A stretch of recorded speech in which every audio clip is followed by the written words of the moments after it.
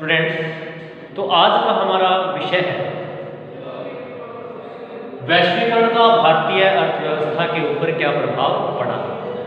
तो अभी हम किसके बारे में, भारतीय अर्थव्यवस्था के ऊपर वैश्वीकरण के लाभों के बारे में जानेंगे कि भारतीय अर्थव्यवस्था के ऊपर इस वैश्वीकरण का क्या लाभ हुआ या हमें इसका क्या लाभ हुआ। तो पहला क्या है, पहला है भारत में वैश्वीकरण का प्रभाव क्या हुआ।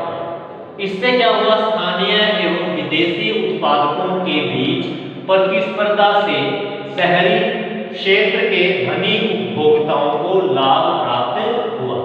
तो स्थानीय एवं विदेशी जो उत्पादक हैं, यानी भारत के जो उत्पादक हैं और विदेशी जो उत्पादक हैं, उनके बीच प्रतिस्पर्धा से यानी कंपटीशन से शहरी क्षेत्र के जो धनी वर्ग के लोग हैं, जो धनी उपभोक्ता हैं, जो विभिन्न वस्तुओं का उपभोग करते हैं, उनको लाभ प्राप्त हुआ। अभी हमारे पास विभिन्न वस्तुओं के पहले से अधिक विकल्प मौजूद हैं। तो इस वैश्वीकरण के कारण ही हमारे पास एक ही वस्तु के बहुत सारे विकल्प मौजूद हैं। अगर आप उदाहरण देख लें, आप एलईडी टीवी का, बहुत सी कंपनियों के एलईडी टीवी अभी हमारे पास मौजूद है, बहुत सी कंपनियों के फोन अभी हमारे पास मौजूद है। तीसरा है उत्पादकों की गुणवत्ता में वृद्धि। जो उत्पाद है उनकी गुणवत्ता में, उनकी क्वालिटी है वो अच्छी हो गई, इसके कारण, इसी प्रतिस्पर्धा के कारण। चौथा है विभिन्न उत्पादों की कीमतें भी कम हुई है। तो इस वैश्वीकरण के कारण विभिन्न जो उत्पाद हैं, इस प्रतिस्पर्धा के कारण उनकी जो कीमतें हैं, उनका जो प्राइस है वो भी कम हुआ है। अब जो ये कंपनियां हैं वो कम से कम कीमत में अच्छी से अच्छी गुणवत्ता, अच्छी से अच्छी जो क्वालिटी है उसकी वस्तुएं उपलब्ध करवाने के लिए प्रतिबद्ध है। पांचवा है शहरी क्षेत्र में विशेषकर लोग उच्च जीवन स्तर का आनंद ले रहे हैं। तो इस वैश्वीकरण के कारण ही शहरी क्षेत्र में लोग अनेक प्रकार की जो सुख सुविधाएं हैं उनका इस्तेमाल कर रहे हैं, और ये उनका जो ये उच्च जीवन स्तर है ना, जो हाई लिविंग स्टैंडर्ड है, ये किसकी देन है, इस वैश्वीकरण की ही देन है। छठा है रोजगार सृजित करना।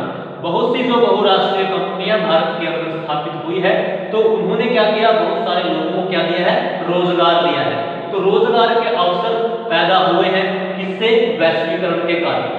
सातवां है स्थानीय कंपनियां समृद्ध हुई हैं। बहुत सी स्थानीय कंपनियां ऐसी हैं जो इन बहुराष्ट्रीय कंपनियों के साथ साझेदारी करके, या बहुत सी जो बहुराष्ट्रीय स्थानीय कंपनियां हैं वो इन बहुराष्ट्रीय कंपनियां इनको ऑर्डर देती है।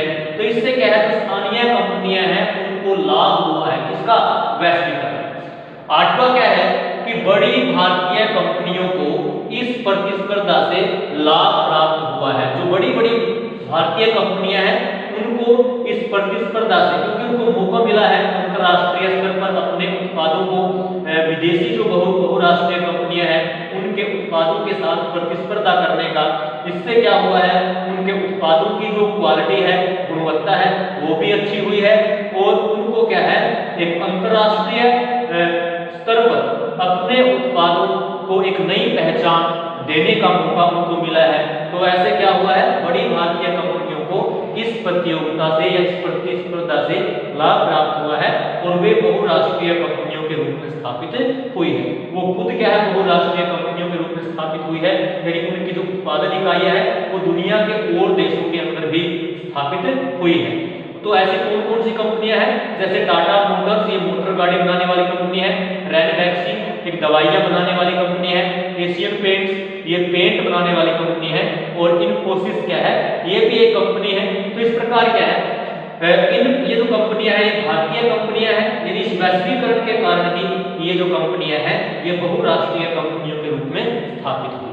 अगला है सूचना एवं संचार प्रौद्योगिकी वाली कंपनियों के लिए नए अवसर पैदा किए। जो सूचना एवं संचार प्रौद्योगिकी की जो सेवाएं उपलब्ध कराती हैं वो कंपनियां, उनको नए अवसर मिले। जैसा कि हमने पढ़ा था उदाहरण में कि लंदन में एक जो पत्रिकाओं का प्रकाशित करने वाली एक कंपनी है, तो वो क्या करती है, वो दिल्ली में एक कंपनी को ऑर्डर देती है कि आप हमारे लिए जो पत्रिकाएं हैं वो छापें। तो वो कंपनी उनके लिए पत्रिकाएं छापती है और छाप करके उसको जहाज के द्वारा लंदन में उस कंपनी के पास भेज दिया जाता है, और लंदन में स्थित कंपनी उसे दिल्ली वाली कंपनी के बैंक अकाउंट के अंदर क्या करती है, पैसे भेज देती है। तो इस प्रकार क्या है, तो भारतीय जो सूचना एवं संचार प्रौद्योगिकी वाली कंपनी है, तो उनके लिए भी नए अवसर हैं वो पैदा हुए। तो अगला जो टॉपिक है हमारा वो है कि इस विदेशी निवेश को, ताकि अधिक से अधिक मात्रा में जो विदेशी कंपनियां हैं वो भारत में आकर के निवेश करें, इसको बढ़ावा देने के लिए भारत सरकार के द्वारा उठाए गए कदम कौन कौन से हैं। तो पहला कदम क्या किया गया, सबसे पहले औद्योगिक क्षेत्रों की स्थापना की गई। भारत सरकार ने ऐसे औद्योगिक क्षेत्रों की स्थापना की जिनके अंदर क्या है जिनके अंदर विश्व स्तर की सुविधाएं उपलब्ध हैं, जैसे बिजली की, पानी की, सड़क की, परिवहन की, भंडारण की, मनोरंजन की, शिक्षा की।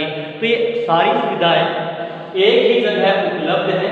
तो इन औद्योगिक क्षेत्रों की स्थापना करके भारत सरकार विभिन्न बहुराष्ट्रीय कंपनियों को भारत में उद्योग धंधे लगाने के लिए आकर्षित कर रही है। दूसरा क्या किया, अगर कोई बहुराष्ट्रीय कंपनी भारत में आकर के उद्योग धंधों की स्थापना करती है तो 5 वर्षों तक उसको कर में छूट है वो दी गई, उसको 5 वर्षों तक कर नहीं देना पड़ेगा।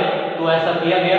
तीसरा क्या किया गया, श्रम कानूनों को लचीला बनाया गया, यानी फ्लेक्सिबल बनाया गया कि हमारे यहाँ के जो श्रम कानून बनाए गए हैं इसके द्वारा हमारे संविधान में जिन श्रम कानूनों का जिक्र है, तो श्रम कानून क्या होते हैं, हमारे देश के श्रमिकों को संरक्षण देने के लिए, उनको शोषण से बचाने के लिए हमारे संविधान में कुछ श्रम कानून बनाए हैं। तो उन श्रम कानूनों के अंदर कुछ संशोधन किया गया, कुछ परिवर्तन किया गया। तो इसमें क्या किया गया कि कोई भी बहुराष्ट्रीय कंपनियां जब उनके पास क्या है, क्योंकि कुछ उद्योग ऐसे होते हैं जो एक सीजन में चलते हैं, जैसे आपका गन्ना उद्योग है, तो गन्ना उद्योग में एक खास मौसम में काम होता है और कुछ महीने ऐसे होते हैं जिनके अंदर काम नहीं होता।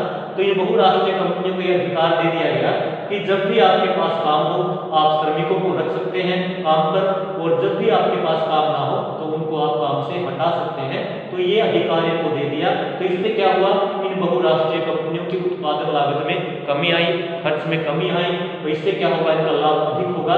तो ये 3 ऐसे मतलब लालच दिए गए इसको, ये बहुराष्ट्रीय कंपनियों को। एक तो औद्योगिक क्षेत्रों की स्थापना की गई, दूसरा 5 वर्षों तक क्या है कर में छूट दी गई कंपनी लगाने से 5 वर्षों तक, और श्रम कानूनों को लचीला बनाया गया। तो आज इतना ही। अगले वीडियो में हम इन बहुराष्ट्रीय कंपनियों की हानियों के बारे में जानेंगे। धन्यवाद।